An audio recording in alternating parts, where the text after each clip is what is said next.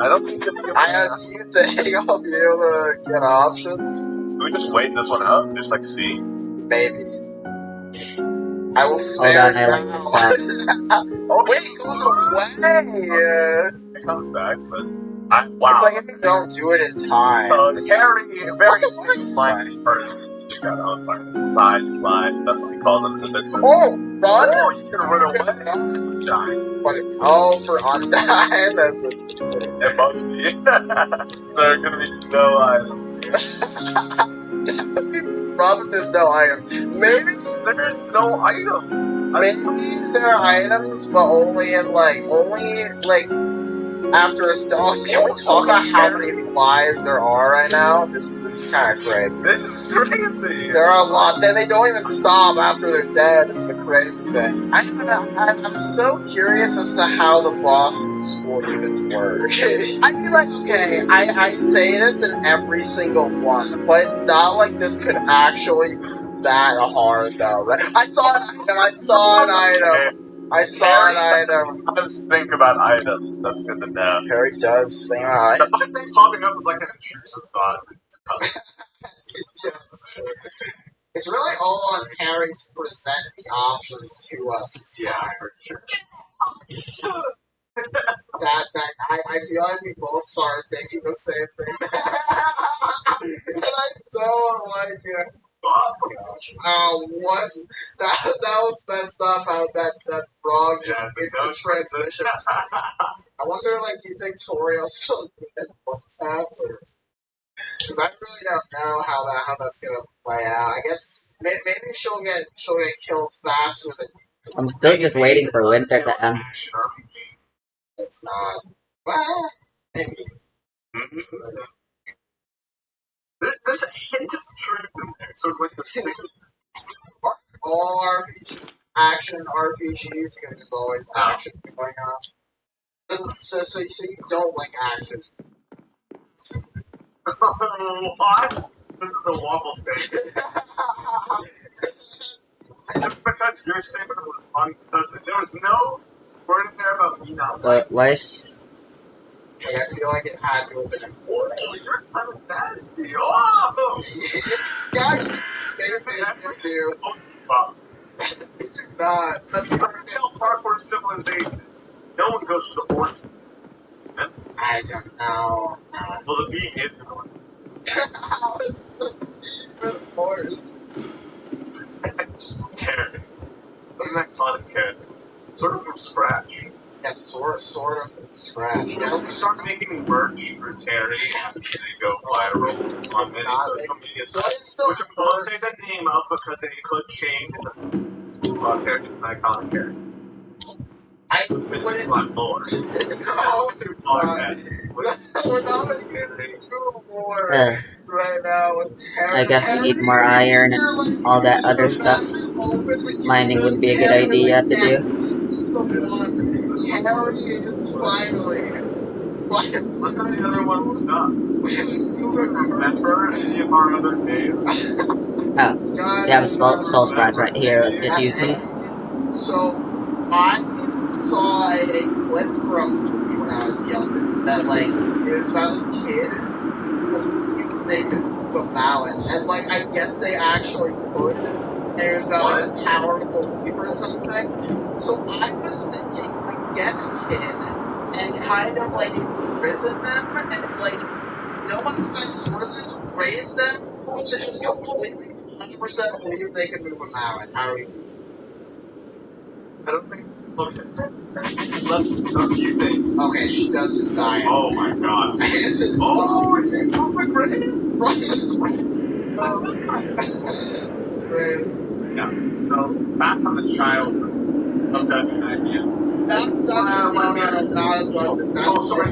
We're just saying Flash. I don't know what else to say besides we'll see you on the next episode. No, it's not the next episode. I gotta go. Oh, come on. Use the Dead. Then she was down to kill you then. I think we should just find an ocean. Okay, Torio. I don't know know if we're living this one. You're gonna have to beat them. Dude, that's tough. I don't know. And then we just gotta... Is that a fucking plane? She's going out for blood. You're good. Her Texas messed up. Definitely trolled something. It's rising. It's rising. Yeah, the heat rises. It's accurate. This is some horror tales. All the fire just stays in place. Oh, everyone's up. I feel like it's a little off the center. Maybe I'm going crazy. Yeah, no, it is definitely a little bit off. That's a bit odd, right? So you want to abduct a child? I should probably do something with that primal magic mod. I added it and have literally just been ignoring it. No, not done. It's what, yeah.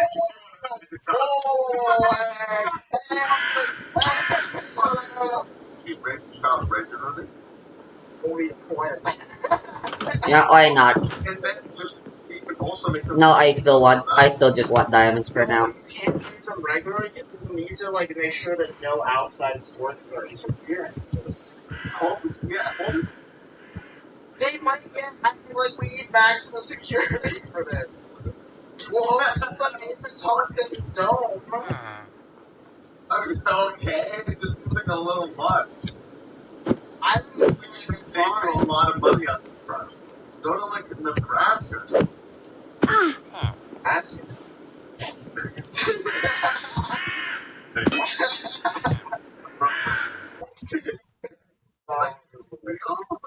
this is either gonna be the worst video ever or the best video I think ever. this is our best so I far. really can't tell what it is. You actually have to press.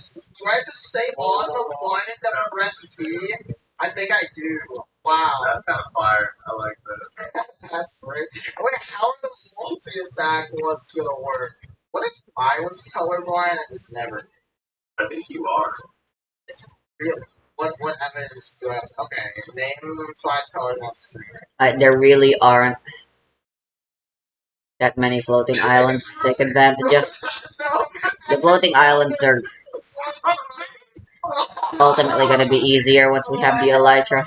5 seconds. 5 seconds. Is that possible? We'll go caving then. Okay, how about white?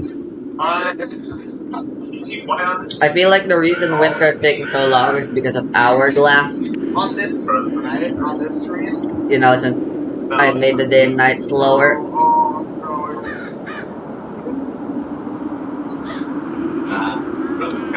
Well, that's your given. We'll take my go. We'll take The red flag is once again.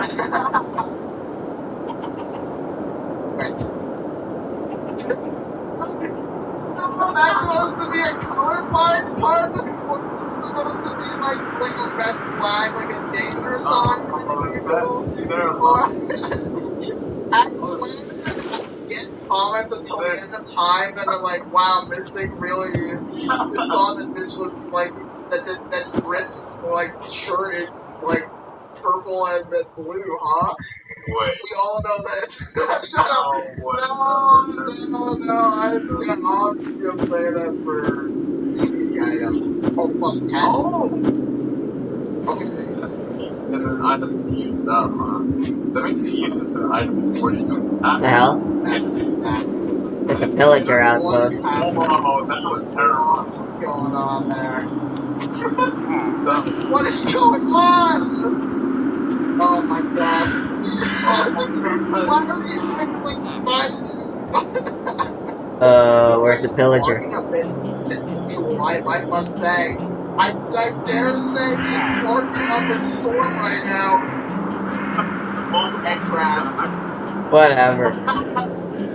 That villager is staying kidnapped. It's raging at its seams right now. We're good. I think he really does not. All I care about right now is iron. Oh wait, I already explored this. Yeah, I'm not liking how attacks are stacking up right now. No, why did you even have to actually take your class right now? Oh wait, Jared's kind of useless, right? Yeah, that's a great. The turn points already. If you think about it, we actually have. What is that?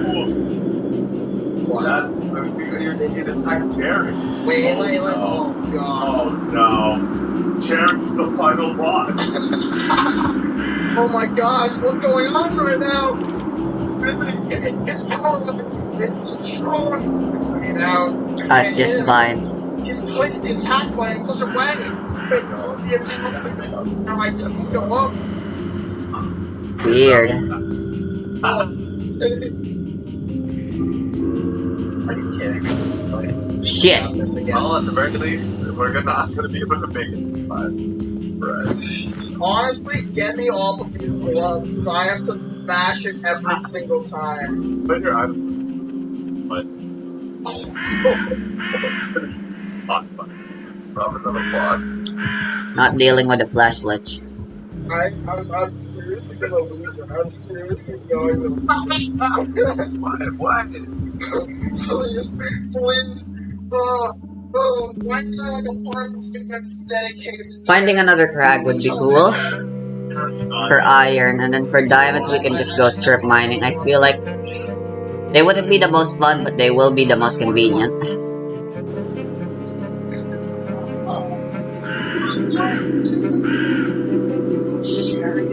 It's like ice cream. Why are there sticks here? No! No! How is this still alive?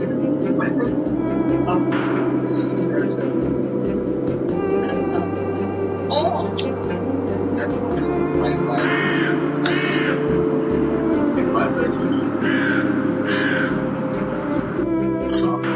This is not very.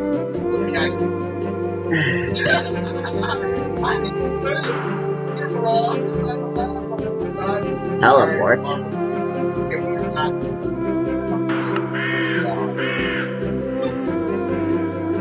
This better not just be leading me to the crag I already know, which, by the looks of things, seems so.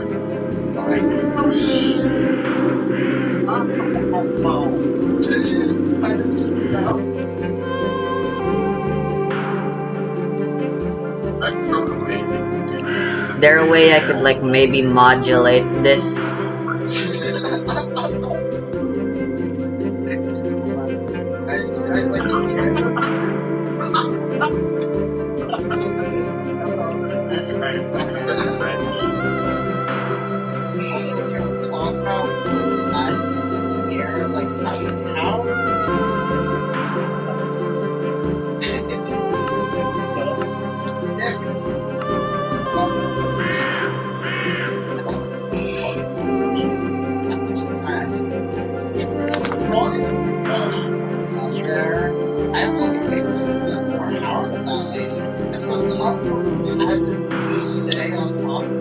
Maybe if we go far enough, it'll just detect a different crag instead.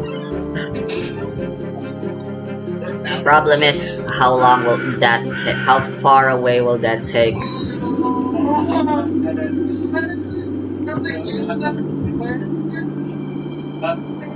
How when you get to them.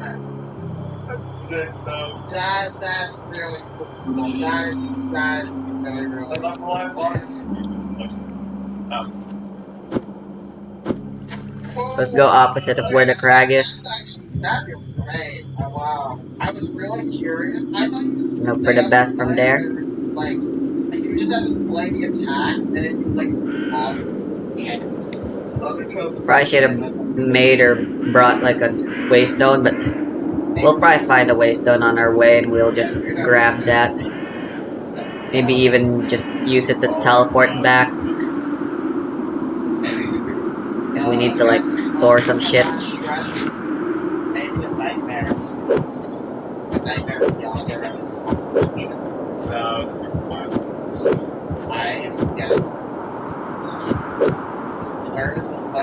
Can I have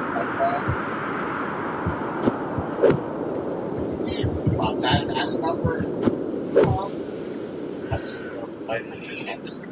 Being able to grab onto ledges makes exploring so much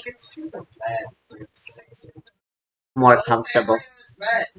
So much nicer. The echo flowers are red, the grass is red. Dare I say fun. Hilarious. It's a very funny bit. That's it. You would like most of it tonight topic. Now they're coming. Let's think about the same They're a semi-major character. Sure. I would say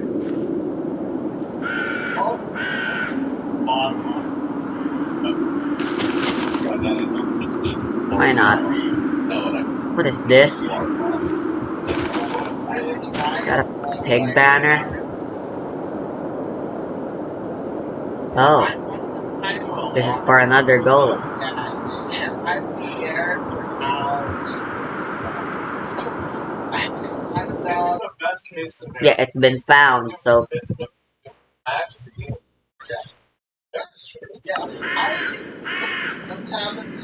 can we, like, search something else? Oh, there's some iron. I'll take it.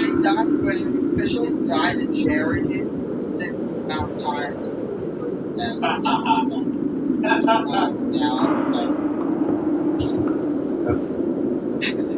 Alright, it's normal.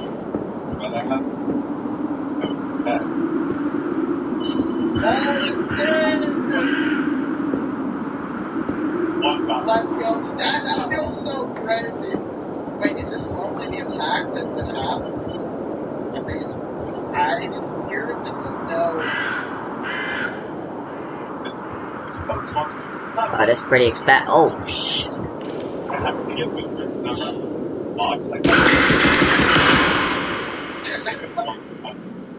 I'm actually on Second Amendment, bitch. Gosh dang. Awesome.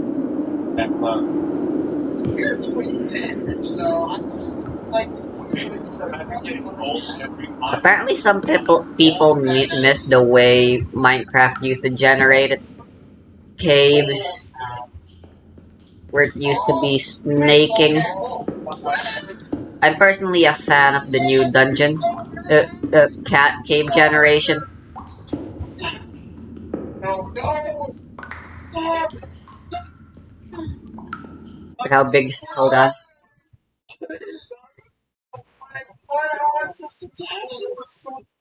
Stop! It's supposed to. You can't explore caves with the mindset of exploring them like you would a maze anymore. Like, there isn't. There probably is, but it's definitely a lot harder now. A lot less structured, just because of how much bigger and more chaotic they are. Plus, they're a lot less claustrophobic, which I always think is a good plus. Large environments always better than closed off environments, in my opinion. Shut up and die. I don't know how I just dodged that. But, well, it's, as I said, just my opinion. Honestly, there isn't even a value in using torches if we have night vision like this.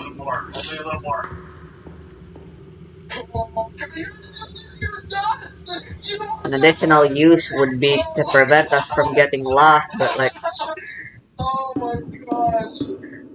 this shit's so big. I don't want to get lost, so I think I'll just leave while I still have the chance.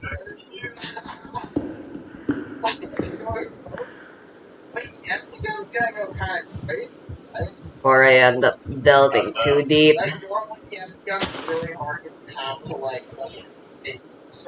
Well, what is that?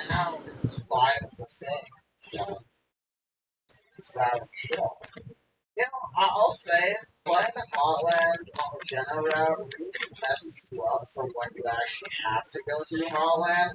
Because, like, it's so nice just skipping past a random. I mean, this overall. Well, I didn't think about it. This is like. While I'm doing this is how I don't Makes you sad. Basically, layers. Whoa.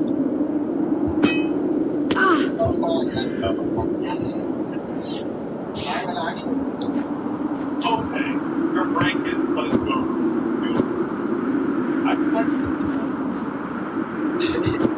you bought it to buy. No, it just seems up there. I'm so tall. Maybe it's more on the side. I'm down a fight. Just a watchtower, I guess. Ooh, free spyglass, I'll take it.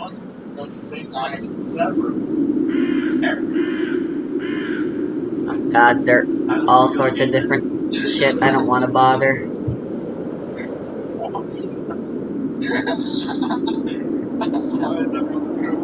No, you can't say that. Take the monster cannons, and that's To an ore hill deposit thingy. it's found out. I'll take it. You always know that? I grew up in somewhere and found out what's going on. Someone commented. After that person, you saved our lives. I saved up a lot of time. Guys, you have to slow down for you to like that. Good stuff. I got this. Let's go to like a holiday. Just like. Getting enchantments would be so nice. We really should be enchanted by this point in the game now. Although considering an enchanting table requires diamonds, The one that you know about it, then my base progression for Minecraft says that you're only allowed to have enchants once you're already in the max tier. Well, used to be max tier at least of equipment, which I don't like. I feel like enchanting should be something you get access to earlier. I mean, it is complicated, but well, I wouldn't call it complicated. It's just absurdly random and bullshit. I was so pissed about it. It's really something special. Look how this is fine. Oh, Needlessly random. I was basically some videos today. I just like, Yeah. I don't think it's Organic sands. that's sad. Yeah. It's like genuinely being afraid. It could, depending on how.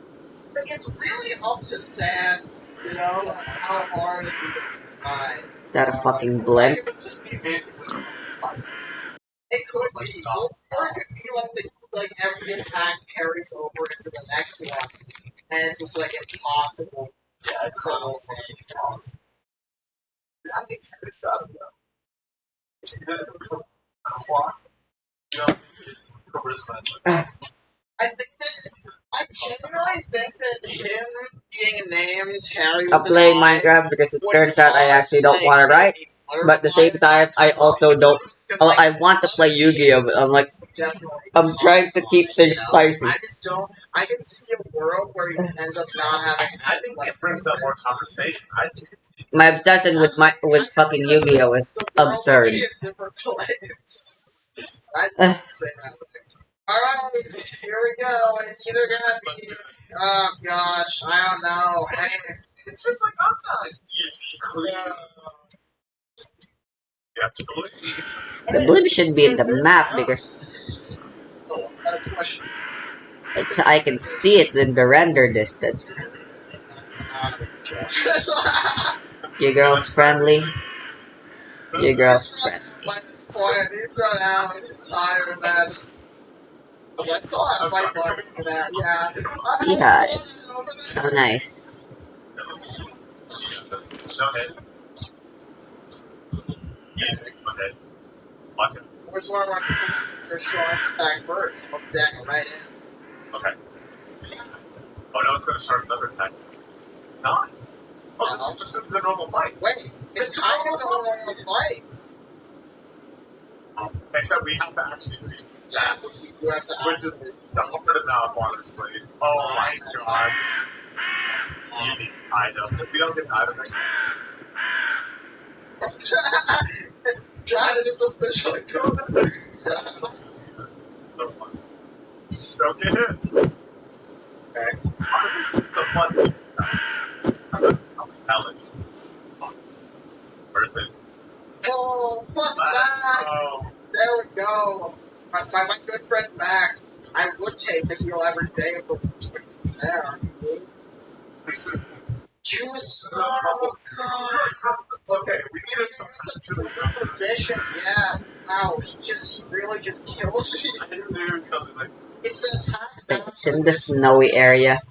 There it is. It just blends in really well with the map because it's white on white. Kind of hilarious. we think I'm over good. I'm over good. Oh my god. Okay. That status. No hit time. No, okay. There were the shots. Shots. There's really no point exploring that tower. Where is it? Where is the heal? Nothing that we're gonna need.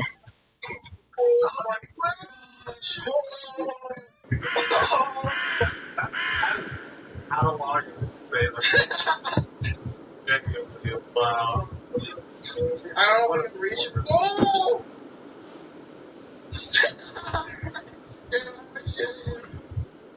that was a nice one. Thank you. What other stony Silver flag. Yeah, that was good. biomes are there? Is it just me or is the game really quiet?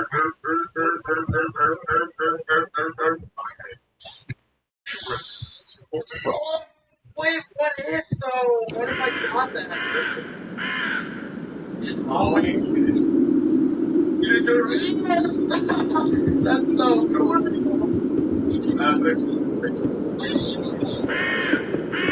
Just have like fun in this thing.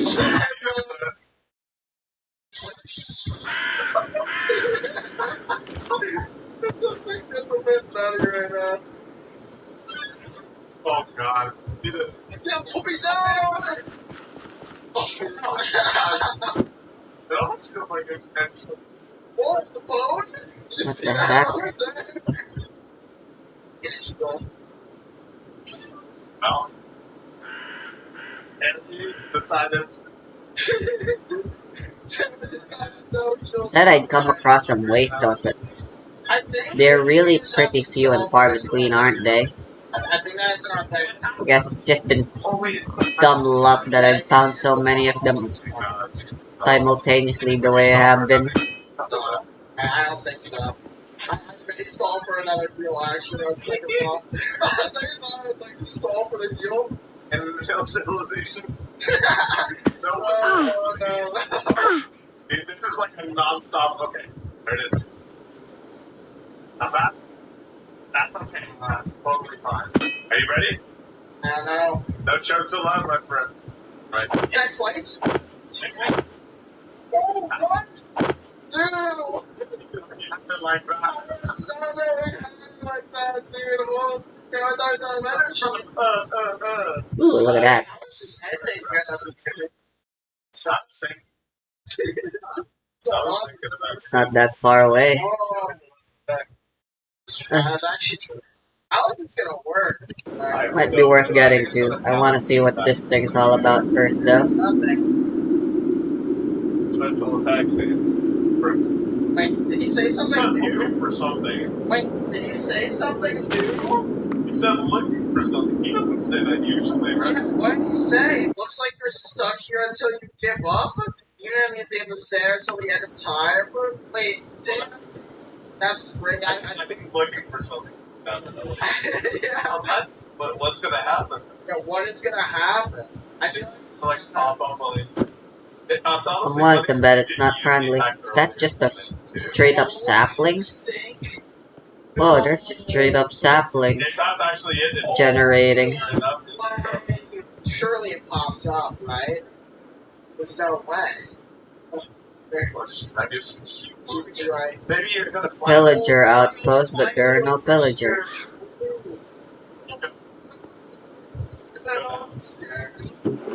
What's up with that? What's going on? What? What's going on? What? I left the battle. What is going on? I'm afraid to stop it. He doesn't notice. He's asleep. I escaped. What? It's abandoned. What? Well, cut him down. Can I? Wait, you're gonna. Wait, well. Oh, this change is so. Wait, why don't we just try and walk past him? We've never had this opportunity before. You're not level 20. We gotta see what happens. Okay, I'll try this after. I'm gonna try interacting with him again. Maybe we just can't even interact with him at all. Seems to be asleep. Yo, an enchanted golden apple. Let's fucking go. Oh my gosh. Oh my god, that's crazy. What? What is going on? This place is unnamed. Dude, why is anything gonna change? I don't. Dude, what if they just hang up? If they team up on me right now, no, I'm not settle this for a nice house. Okay, I mean, we can still fight. It's definitely the same, right? Is it? No, we haven't killed it. No, there's one left. Like we did something could still change. I don't know.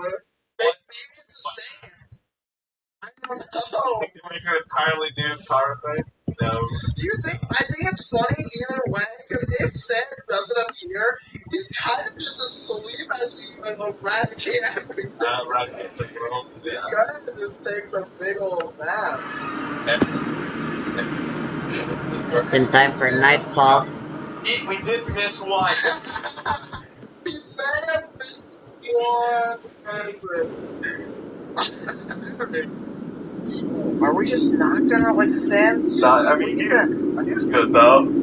Potions are Pokemon's biggest scams, and today I'm gonna prove it. I'm not only talking about these. Well, I am, but I mainly want to prove that max potions and full restores are the game's true biggest scams. Are they really worth 2,500 and 3,000 Poké Dollars, respectively, when there are potentially much more efficient heals that you get throughout the game? Well, today, that's what we're going to find out. And to do that, I'm going to be putting both my finance and economics degrees to the test by looking at all of the available healing options in the games, and seeing which ones are actually worth it, and which ones are absolute scams. If you've seen some of my other videos, you'll know that I'm all about bargains, especially when it comes to Pokemon. And instead of putting my degrees to use in the real world, I'd much rather solve a problem that probably nobody has, completely for free. So here's how we'll be gathering our evidence. We'll look at the price of all purchasable healing items in the game, but there's another big element to this equation: efficiency. If you're in a battle, you really don't want to waste multiple turns on healing, because that could put you in a much worse off position. So we won't just be comparing the price to the HP healed comparison. We'll be doing that, but we'll also be testing out each item in their own individual runs through the Elite Four to find out which items are the scams and which ones will take the crown. I ran the Elite Four a whopping 7 different times to get to the bottom of this, and what I found out was pretty incredible. Damn. Now, before we get started, I want to break down the full layout and rules of this challenge before we get into the full overall analysis and trial. So as I said earlier, I'm going to be doing one healing item per run, but I can also heal and revive in battle. However, the amount of revives that I use are going to be factored into the run's total cost. I must enter every single battle with full HP, and you might be thinking, well, what if your Pokemon's only down a little bit of health and you don't get the full benefit of the item that you're using? Well, I thought about that too, and I accounted for that. So to make this challenge even more interesting, I'll be calculating how much HP was wasted, and I'll donate 1 set per wasted HP point. So for example, if I'm using Hyper Potions that heal 200 HP, and I only need to be healed for 100 HP, then I'll add $1 to my donation counter. I'll also be donating 10 cents per healing item used, and 50 cents per revive. Like my last video, all donations are going to go to the American Cancer Society again. So, if this sounds interesting to you, I highly suggest that you stick around and you can see how badly this challenge hurts my wallet. And I have a feeling that it's going to crush me. Before you all watch me lose my sanity facing the Elite Four until my eyes bleed, I want to quickly mention that I've just turned on channel memberships and I have a lot of cool ideas planned for members. For example, as a member, you'll get some cool emojis and badges, early access to videos, and there will even be a chance for me to name a Pokemon after you in a future challenge or run. I just figured that this would be a cool opportunity for me to show my appreciation for your support on my channel lately, but membership's obviously not necessary at all to support the channel. Your viewership alone means a lot to me, and it really does motivate me to keep trying to make enjoyable content for everybody. So if you don't want to support the channel in that way, or can't, please consider giving the channel a sub, because it actually does really help me out more than you know. Anyway, enough of that.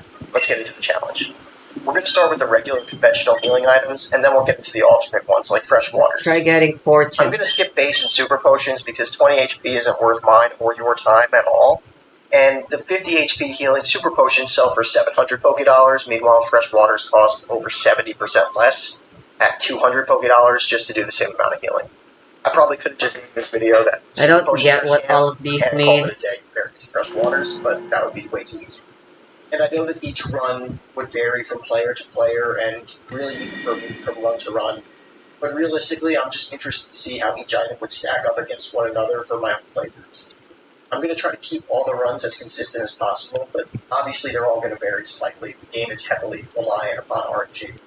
So I already know that I won't get the exact same outcomes every single battle, but just stick with me and let's find out how much money I'll have to donate for being bad at Pokemon. We'll start with Hyper Potions. One Hyper Potion costs 1,200 Poké-Dollars and heals 200 HP. Since only Snorlax on my team even has a These are all enchanted already. This is going to waste the most HP in the entire challenge.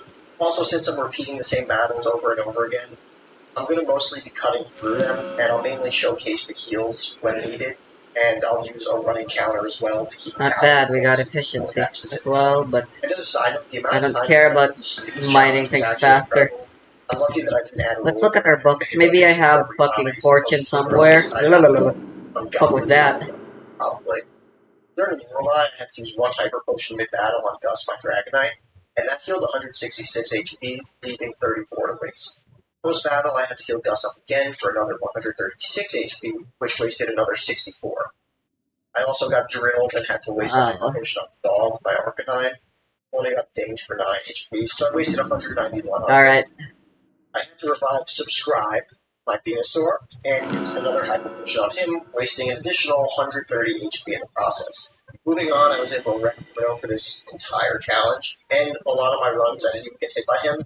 This run, I ended up getting hit a couple times, so I had to heal up Gus for 127 HP, wasting an additional 73.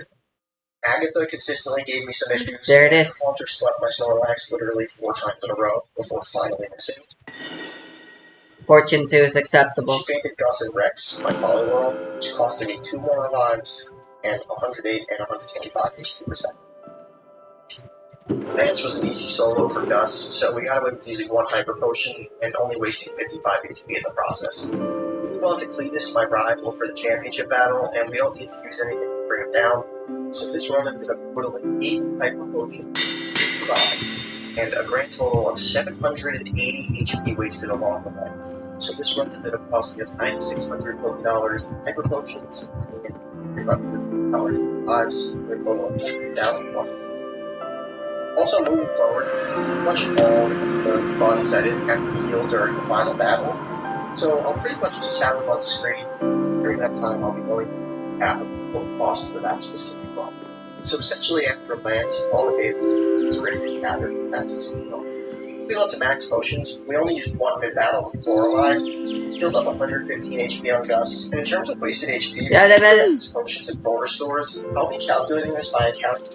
Forgot to sprint. So anything above 1 technically wasted HP. So in this scenario, we wasted 60. Post-battle, we healed up Gus again, wasting another 22 HP, and had to revive up and heal Subscribe, wasting 69. Nice. Bruno again was a non-factor, so we'll just move on from that. Then we go to Agatha, and we used one max potion mid-battle on Gus, wasting 13 HP, and then post-battle, we healed up Subscribe, wasting 40. Revived Rex, healed him, wasted another 74, and 146 HP wasted on us. It's slightly floating. The wonders of generation. Again, champion's not that. The lighthouse. Pretty dark for a lighthouse.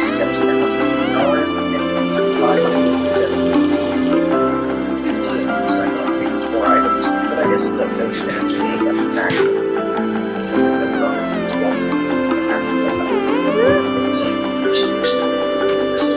this is going to be the biggest waste of money and efficiency. But let's find out for sure. In Lorelei, we had to use one full restore on Gus, which wasted 65 HP. Post-battle, we heal up Dog and leave 75 HP on the table. And then we had to get hit with 2 revives. There isn't even any treasure here. 2 additional horrors. Bruno again doesn't even hit us, so just moving on from that. We don't end up having to go there Agatha, but after the battle we have to use one full restore on Snorlax, it's 94 HP, and we have to revive one full restore on Gus, which is the additional battle. This is just the outside. My bad. Restore Gus mid-battle, basically another 90 HP, so I had to also revive Gus a second time for battle, wasting 94. And then inside the battle, we gave Gus another full restore, additional 93 HP. Then we have to call 3 more revives and restores, totaling 256 additional HP. Again, the champion battle was nothing, so the totals for this one would have been 12 restores, $36,000, and 8 revives for $12,000, which ran a total of $8,000. 1,026 wasted. So, thinking of all the conventional healing methods, I wanted to take a step back just to break down and see which fared the best. The hypergrowth is granted wasted 7.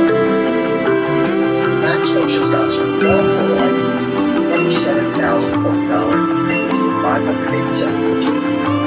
Total source took us from S, $48,000 total items used, wasted 2,026 HP. Granted, during the full restores run, I ended up having much more revives, but I still think they fared worse. Better off using a couple extra revives and a hyper potion, because the revive hyper potion combo costs you 2,700 Pokédollars versus a single 3,000 Pokédollar full restore. So even without the what's this? full restore is still fared the worst.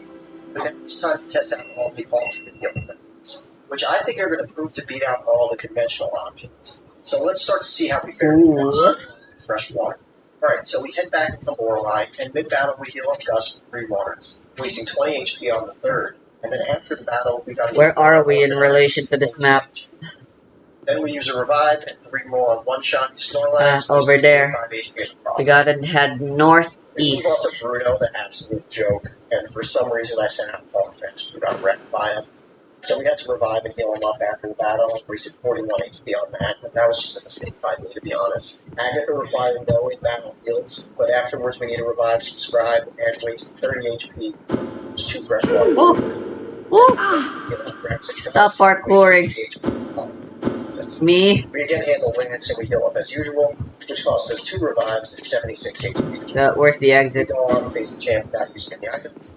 So this run totaled 25 fresh waters and 6 revives for a total of $14,000 Pokédollars. Let's just jump off from here. 286 HP on the table. Moving on to soda pops. That's gonna kill us. Surprisingly required no in-battle heals this time, so we healed afterwards with a revive and a couple of sodas and waste 47 HP.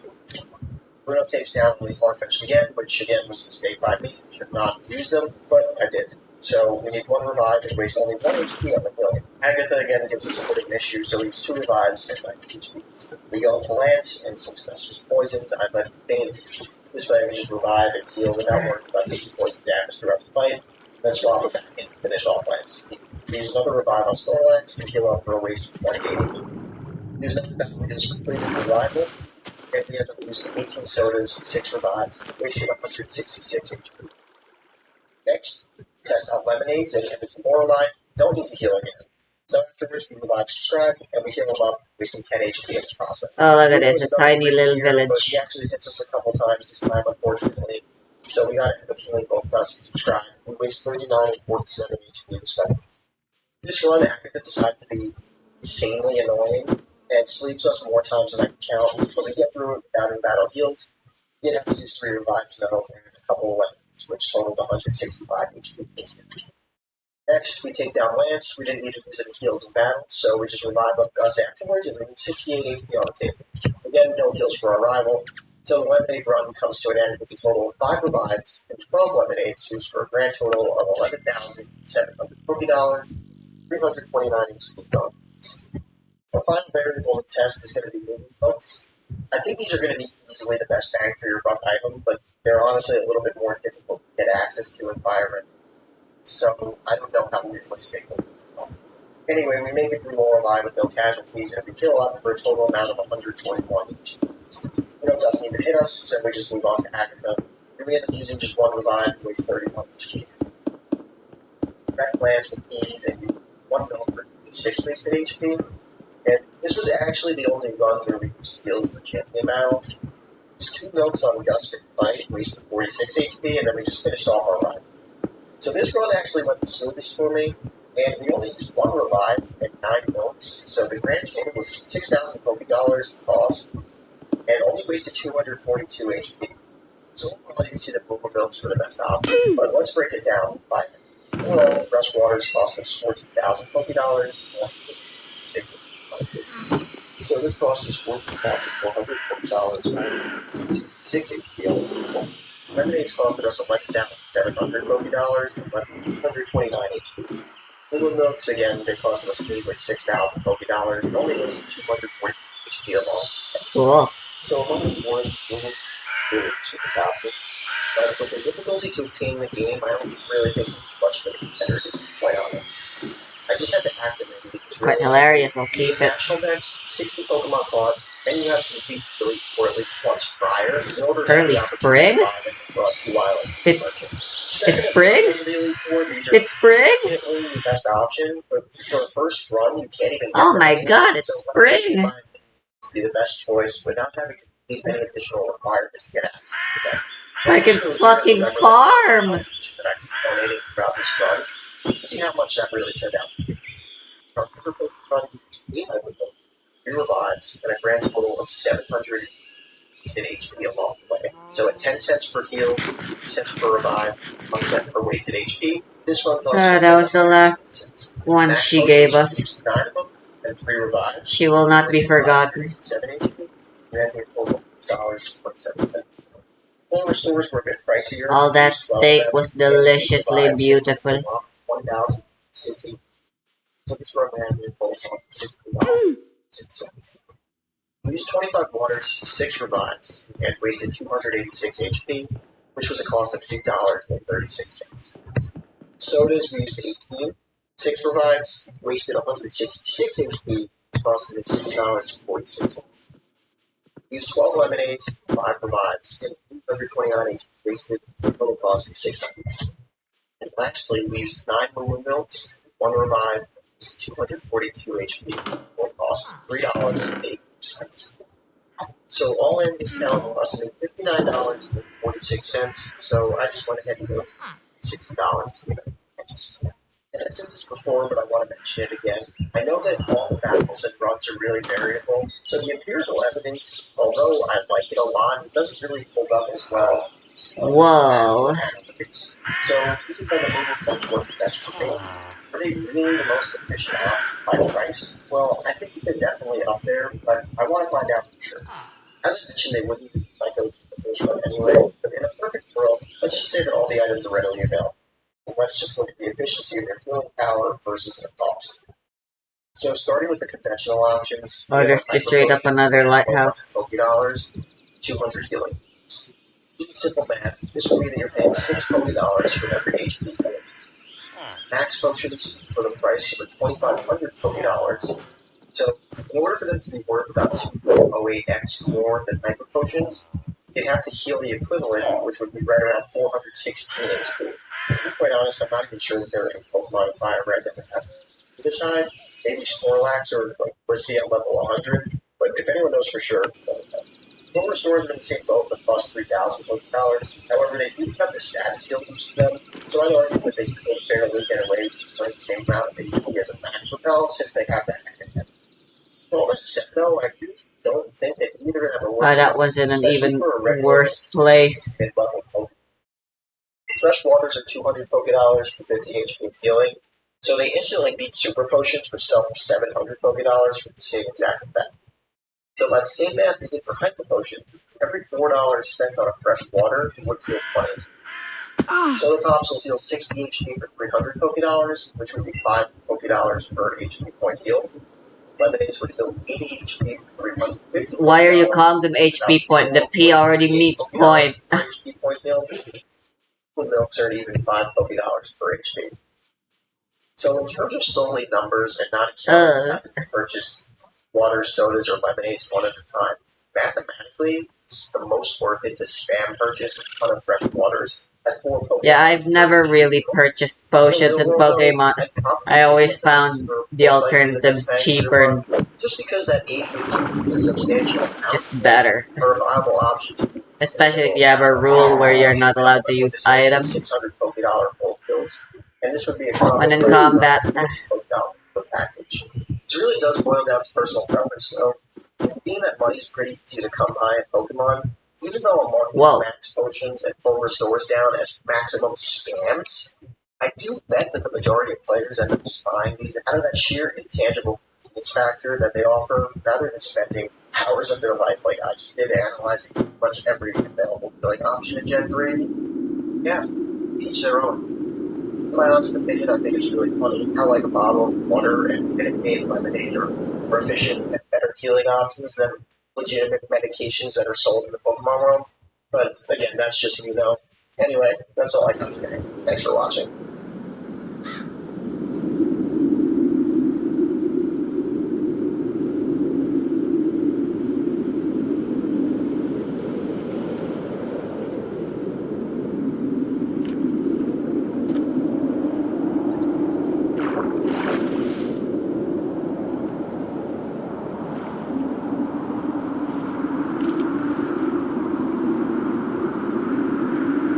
How the hell are we rowing and holding the gun with both arms like this? Simultaneously. Fucking magic. Holy Mother of Jesus.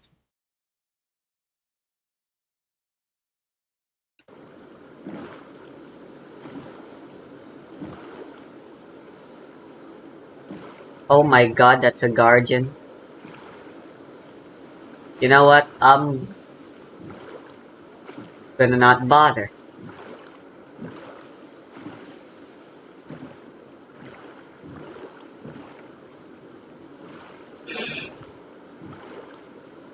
I don't wanna bother hearing the Guardian riff. Guardian piano riff.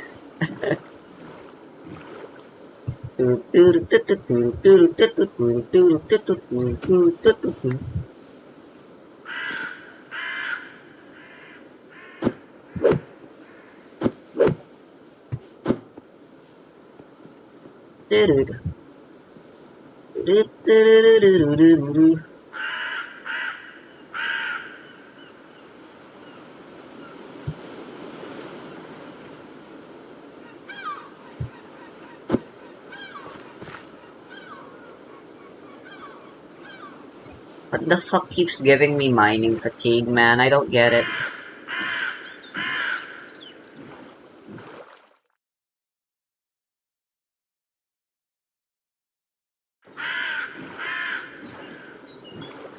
Right, it's a vast ocean. I'm not afraid of the ocean personally, but the Minecraft ocean definitely makes me feel afraid.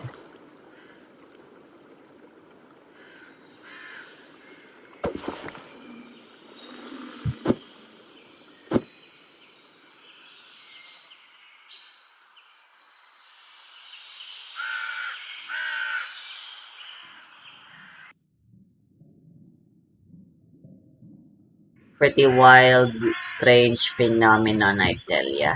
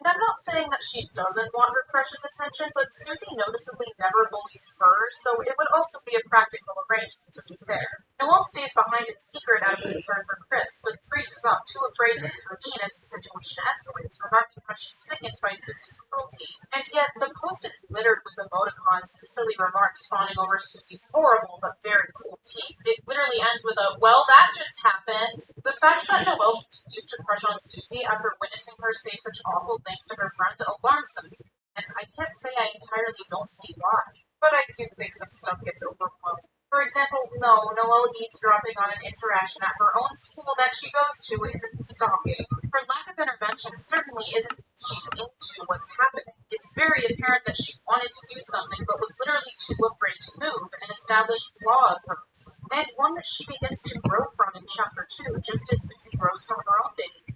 And the silly comments are all made in retrospect. They're distinct from how she felt.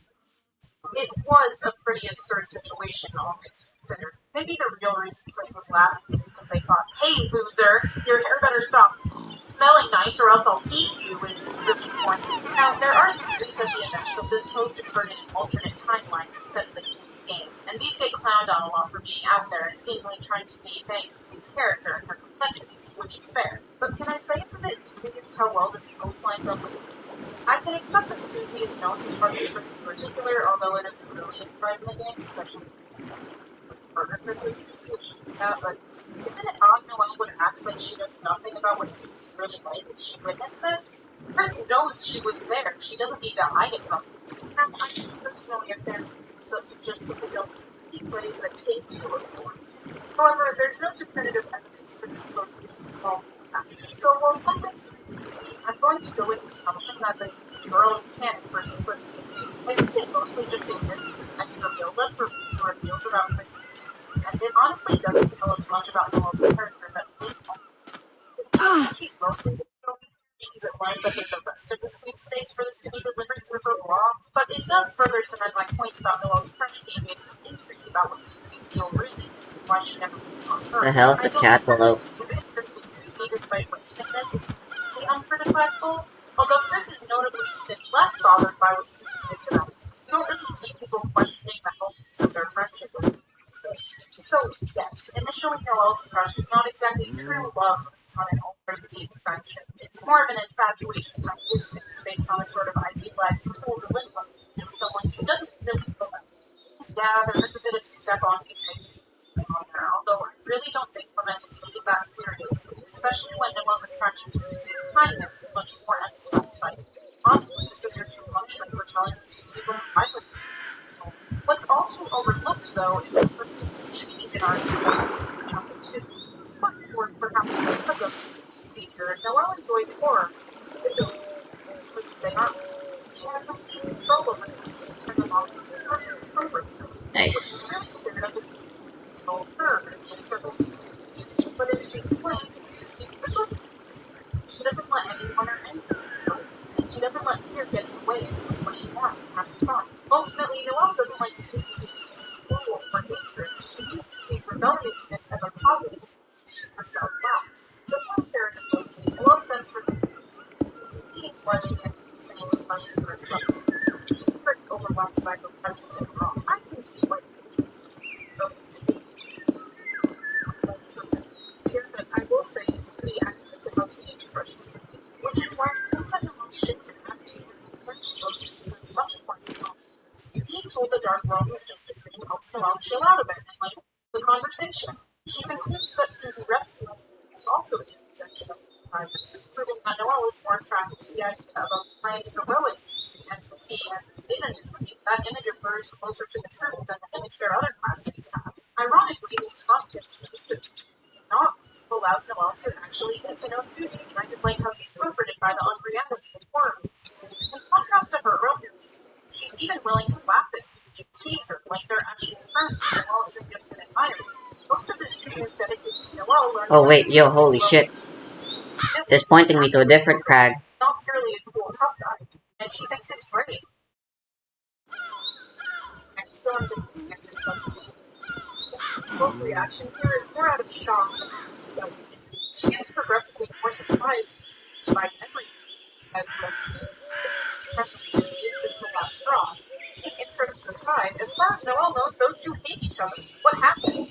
So I doubt she sees Birdley as a genuine threat to her relationship with Susie, at least not after she's calmed down. Also, very important detail, she isn't choking him. He's looking spray, her hands are on his shirts. Not to mention, he's able to force Noelle to leave Susie behind by threatening Birdley's safety earlier in the chapter. At the end of the day, Noelle and Birdley are friends, and Noelle isn't willing to hurt Susie. Otherwise feels like a bad thing interpretation. It's meant to be a slapstick joke scene that's never brought up again. So, to start, does she... That sounds silly. Just like Susie, from sitting on the pad. Does she have to... I feel like scenes can be ready to a bit on the discernment. She's not oblivious to Noelle's audience. She just doesn't quite flaws or use more potential. And there's an element of denial that someone like that much of Susan's about. As I went over this video, she has a pretty awful self-esteem. While it's improved substantially in chapter 1, it still makes it harder for her to believe that, well, or Birdley, or Chris really like her in that way. Regardless of how aware she is of Noelle's crush in the beginning, Susie already has more confidence situation. I think it goes to show that Susie hasn't been shown a lot of kindness and thus has pretty low standards for it in the smile and in an face of wild activity. You can also see this with how she goes from insulting into being pretty chill with him shortly after he shares his powerful presentation about the story. She may not have realized it before chapter 1, but Susie does want to mention it. She's pretty easily moved by his ability to show it. Aside from general to Noelle before this, Susie's surprised that Noelle is the real Susie who save her and decides to tell her why she spared her all this time in a rare moment of openness. A big part of Susie's development is her accepting friendships that she can be a kind person despite what others may think, and her asserting to Noelle that yes, the real Susie does care about her is a key example of that. And yet, she still lies to Noelle about the dark world being a dream. First interaction with Noelle in this chapter, Susie is adamant about keeping the dark world a secret. She has practical reasons for it to alarm them, but I also think this ties to that's dark worlds have improved Susie's life substantially, but she may still live friendships and happiness as connected to them, not things that are possible for her without them. Since other layers don't like her, and in her mind probably, but she doesn't want them meddling with her thing. However, Noelle is partially an exception to this. At the end of the Ferris wheel scene, Susie remarks that it doesn't have to be a dream, that maybe someday in the light world they could, hang out. And of course, she comments on how it sucks that Noelle would have to forget about what happened, so getting closer to her may help Susie overcome this gatekeeping attitude she has. Speaking of which, the elephant is, well, Susie definitely likes Noelle, but does she, forgive my obscene language, like her? The general consensus there's no evidence of those yet, but she probably will, because, well, of course I'm in a savannah house, it's still so cold. Here we go, it's warming up. Oh boy, it's warming up. One that sticks out to me is this dialogue that only twice, so it's really a jump. If Noelle were here, she'd probably dress it up like a Christmas tree. Why am I thinking? Obviously, this can be platonic. Being reminded of your friends when they're not around is incredibly normal, and Susie's not that experienced with having friends anyway, it seems. But here's the thing, she's already well aware and open about the fact that she likes Noelle as a friend, and yet she's still wondering why the girl is on her mind. We don't really see her having the same thoughts about Kristen Ralston. In all honesty, it's not rocket science. This dialogue was likely to view that Susie's developing a crush on Noelle and doesn't understand it, as people often do when developing.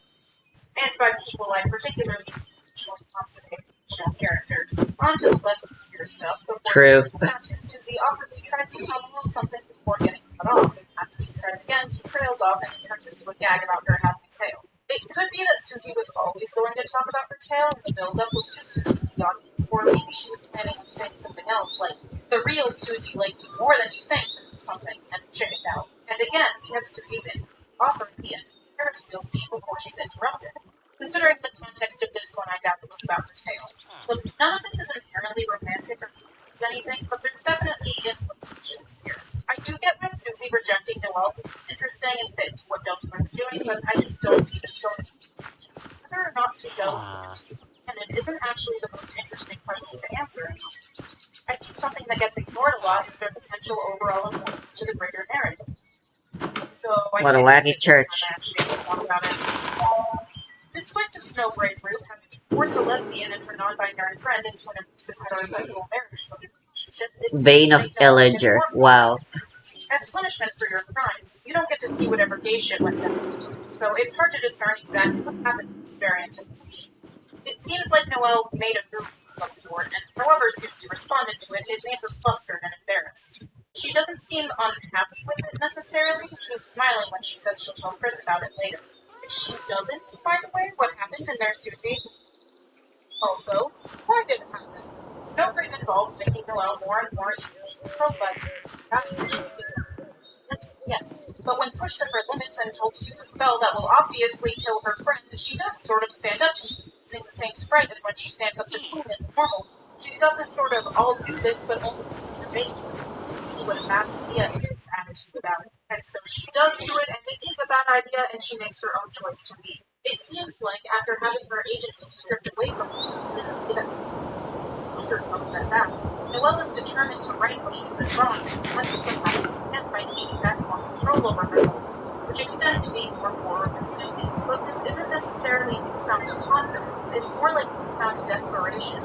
She finds confidence in the normal way too, but it doesn't make her a controller hog like Snowbrain is. An interesting question to consider is to what extent Noelle is or isn't free from her control and has become more independent after she leaves the party. She's realized that the player isn't Chris and has resolved to do something about it, but she also retreats back into the protection of Queen, someone whose control she was previously trying to escape. She presumably still has the Thorn Ring and is under its trance effect, and significantly, you're able to summon her again to kill Spamton. Perhaps it's just because making Noelle help her after what she's just been through is too far for her. But her line that Noelle is in no condition to assist her now sort of suggests the Snowbreak route has drained Noelle of willpower to take action for herself. Like, she can't make a fountain because you vacuumed all the determination out of her.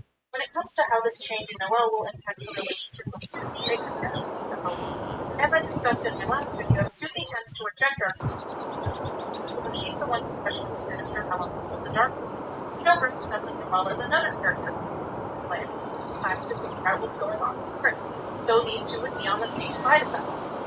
After what she's been through, a strong support system like Susie may be exactly what Noelle needed. At the same time, while her increased courage with Susie seemed like a good thing on its own, the fact that it happens only because she's been abused and thus feels the need to fiercely protect her own agency gives it negative undertones. Rushing into things like this might not be the best thing for either of them. What's going on? So I also feel like the higher stakes of the Snowbreak route involves change in attitude don't mesh well, and their relationship could go in an unhealthy direction or simply fall apart rather than be strengthened. I think we'll have to wait and see. Snowbreak may not have much impact on Chapter 2 specifically, as Noelle won't really be around, but I do wonder if Susie actually will follow through on telling Chris what exactly happened between them in that scene, and we'll get a better idea of where their relationship is going. Let's get back to though. What will their relationship be like without the mass murder and psychological abuse? It's about time to bring Noelle and Susie being set up to influence. These two aren't just paired up because their surface-level personalities make for a fun dynamic. Both of them push together to confront some of their deepest issues. Noelle's arc in Chapter 2 is about learning to stand up for herself and Susie's I hope it's a big crag. Susie's arc in post-Chapter 1 seems to be about recognizing that she's worthy of love, and Noelle, you get the idea. Her issues aren't I should see if there's a waystone here. Noelle struggles to speak her mind and say no because others often don't listen to her. Being helpful is a huge part of her image because she's used to always being needed by others for things, or needs her to study with. She also assumes Chris is only approaching her for the same help. It's for to make a fountain. even though other ladies would do that too, it's Noelle specifically who has that expectation of herself. Susie doesn't need or ask anything. Rather, she's the one who wants to rescue her. Well, aren't you two a little too close to each other? I won't judge, I suppose. Likewise, Susie's had this exaggerated fixed on her by her presence, and sort of a self-fulfilling prophecy. While Noelle, too, initially crushes on Susie Yo. this idea of her, the image We she take has those. is definitely more optimistic. And as I said before, her hopes kind of end up being true. Maybe it was less of a lucky guess, and more so Noelle sees what others weren't willing to. It's probably apparent by now that I think these two are generally. But even if I disagree with these other being obstacles and them having it doesn't obstacles at all. The external factors contributing to these two issues still remain. Just as Noelle technically hasn't stood up to her real mom yet, Susie's reputation hasn't changed. A prime example of this is Patty's attitude. Susie is willing to talk back to Snowy, and after her mom and Chris, she won't go near the diner with Patty's work. And Patty is a close friend of Noelle's who explicitly tells Chris to protect her from Susie. I'm very much on Patty in the dark. She said to be a cult, has family troubles just like every other character in this book. Straight with Chris and Noelle, she's what I like. Call that up. Half full of people, and then we have our first Susan. And I know Patty's related to Noelle's issues too. Like Susie, she seems to be another rare person in Noelle's life who doesn't depend on her for anything. But the way she talks about Noelle could suggest she views her as innocent and needing protection, which is unfortunately another way of denying her agency. Or maybe I'm reading into it too much and it's exclusively a product of her seeing Susie as dangerous. Either way, I'm excited for the potential drama and development. Regarding the greater plot, I mentioned in my last video how Noelle is part of between Susie, Chris, and Rousey. Noelle is the one who prompts Susie to share her preference for the Dark Worlds, and is also among the friends Susie has made in life. Susie is being set up to be quite upset about certain upcoming revelations, that Darkers are objects, that Chris is possessed, etc. She, Chris, and Noelle may end up allying against Rousey and the legend at some point. But that won't necessarily happen immediately. At this point, Susie's getting more and more comfortable with the idea of herself as a hero, and we've got several chapters left. And Noelle seems to be somehow connected to one of the legend's main antagonists, the Angel. There's actually some decent setup for conflict between Noelle and Susie, rather than them always being on the same side. The fact that it's Susie who kind of randomly brings up the Noelle or Rousey question feels like foreshadowing that she and perhaps Chris will be torn between the two. Not to mention the possibility of Noelle making a content of her own at some point, save her dad and whatever the hell is going on with Des, etc. Saying all that, I'm reminded how as of chapter 2, it feels like Noelle's actually the character with most relationships to be explored by the story so far. So I can't really get behind the idea that her crush on Susie dominates her character and she has all this other stuff going on. That being said, I actually think I've come out of this analysis with a better understanding of why some people find this character boring. They do have a lot of interesting stuff going on, but a lot of that is most important is one very dense scene, which will make the rest of their interactions feel more like part of the plot. On the other hand, it does make finding footage for this video very easy. I suppose in Undertale we didn't see Alpine and Susie interact with each other much before their confession scene, but this is remedied by how both characters talk about each other decently out. Unlike Suzelle, where so far we've mostly just gotten Noelle's perspective. Also, some people just aren't that into romance, and that's fine. While I don't particularly dislike it, you might have picked up from the intro that fandom's prioritization of shipping grinds my gears sometimes. But while Alpine's story is over, in Undertale at least, Suzelle's is just beginning. The setup so far may not be perfect, but there's plenty of potential here. I'm optimistic about the future. To me, there's a lot more to it than just the basic tropes. Thank you so much for watching. Also, since my piece for validation worked so well last time, thank you! I thought I'd mention that I also post art with sometimes Deltarune, and I generally consider it to be more impressive than what I put in my thumbnails. I'm not to be happy about Deltarune yet, so stay tuned, although my next video is instead going to be a shorter one, certain other videos are very cool. So I hope people will give that one a shot too. Thank you again, and I hope you want to stay.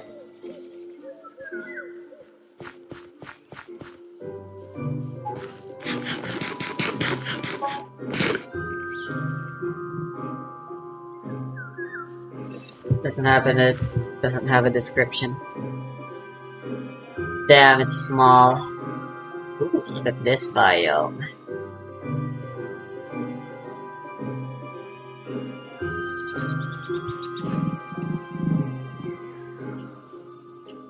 At this point, all I really want now is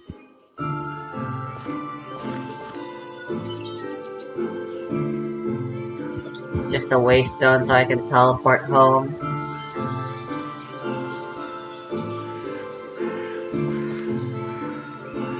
That's very beautiful.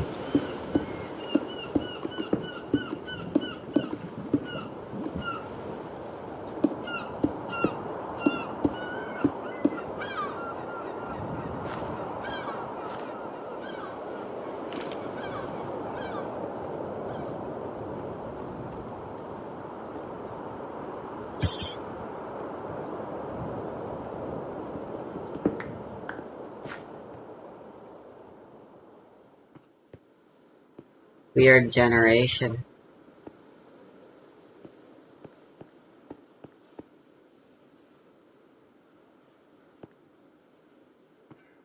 Not much surface iron here in the end.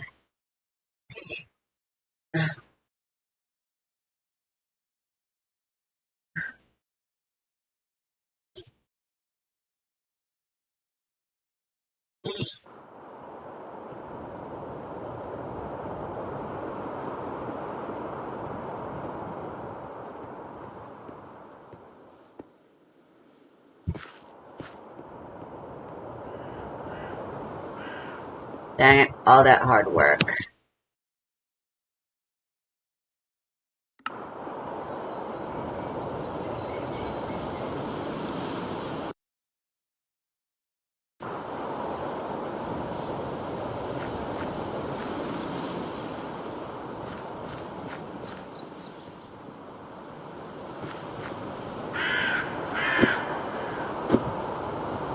Yeah, I'd just like to go home now.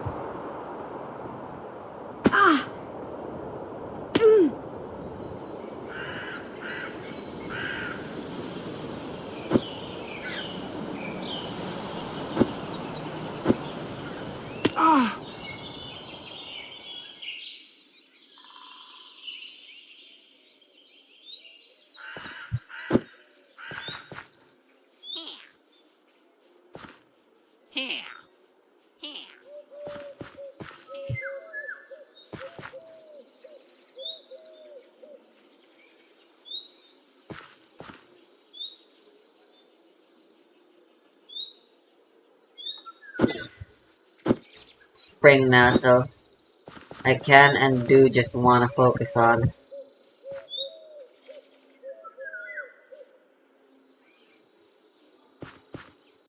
farming now.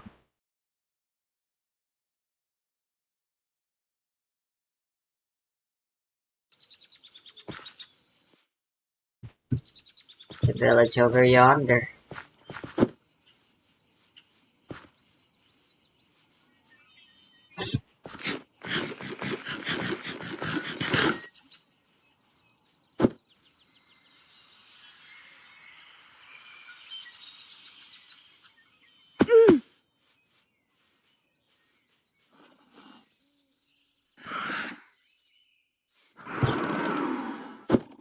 I don't think they're friendly. Oh boy, yeah, they're not friendly.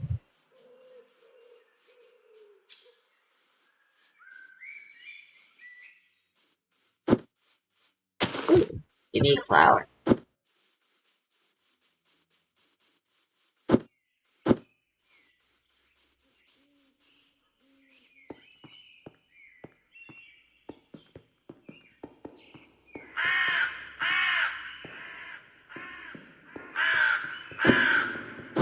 No thanks.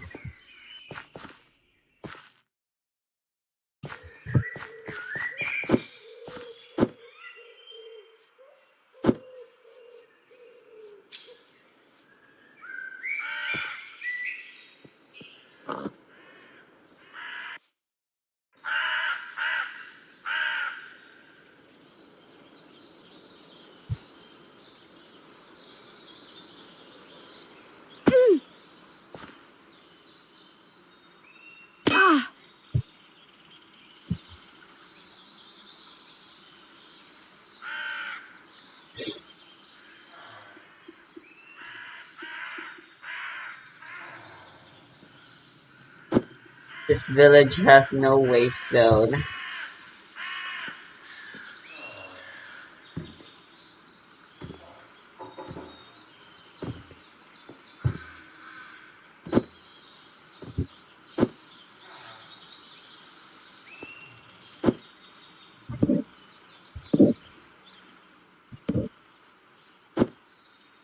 That's a bounty board.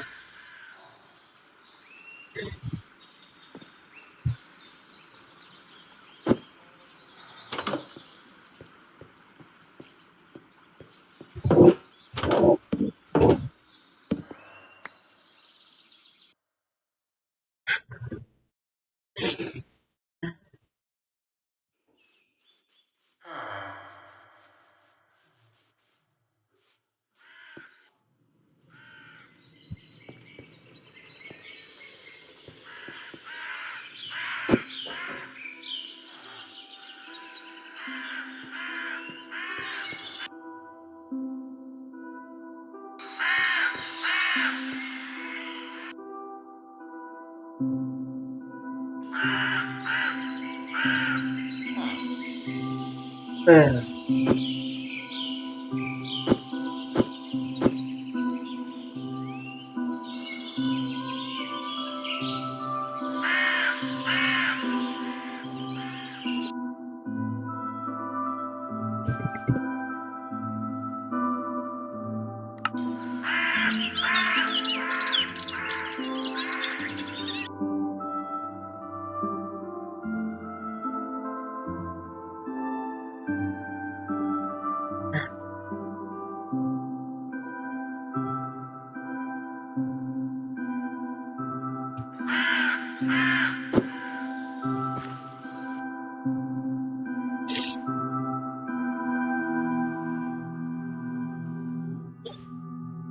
Can have access to.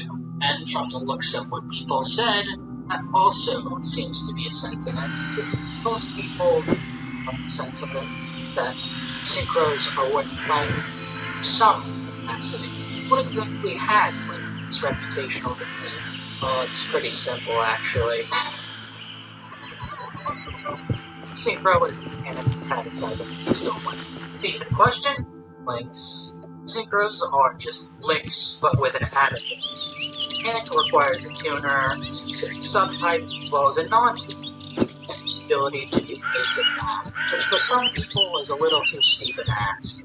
Links require almost any monster on the field, and have a far more vast and powerful card pool than synchros. A majority of links don't have any designers, so in a scenario where synchro, very well just stand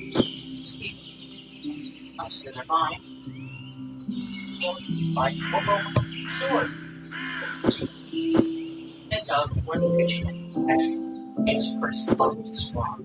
And design space for lakes makes that a resource. This wasn't the case when I see distinctions that have been about synchro's identity. They were the same level. It's rarely that the chances were one of the other and scenario that or synchro 8 that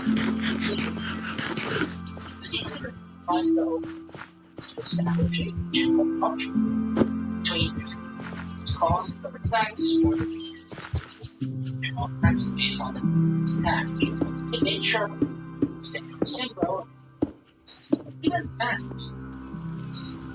master of 4 was close pasture, affected 99% of these and 0 consideration for actually linking, role linking, as defined for their that makes it clear links have no functional distinction between synchros, and it's the better, easily accessible mechanic, it's the one that is on the Pyrax. Who would have thought its own entire card type, single arbitrary restriction, age so well restriction. Response to this stolen identity? This is what perception. And long forgotten era of something started striking. Gone are the days of stolen. Now we have this context, the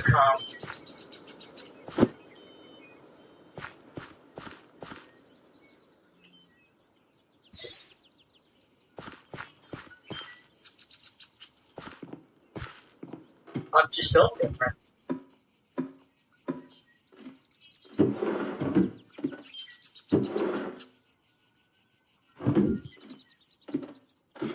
There really is no better example of what it's done to this mechanic's identity. Synchro. We're locked into synchro summoning, expense of all the extension of its capable.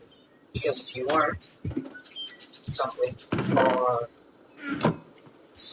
which is really saying something. It's the actual Synchron game. Synchron, TG, and Blackwing. Iconic 5D0 archetypes are now just 50-minute combo. Even Battle Wasp is starting to shape up its play style, likely a side effect of being a clone of Blackwing. RDA, while less heinous in gameplay, still has a relatively drawn-out process to go through. So much for speed. These decks functionally do what most degenerate decks do, but at a snail's pace. And on a bunch of dumb negations. Or, in Blackman's case, 3 assholes that burn you to death for daring to play the game.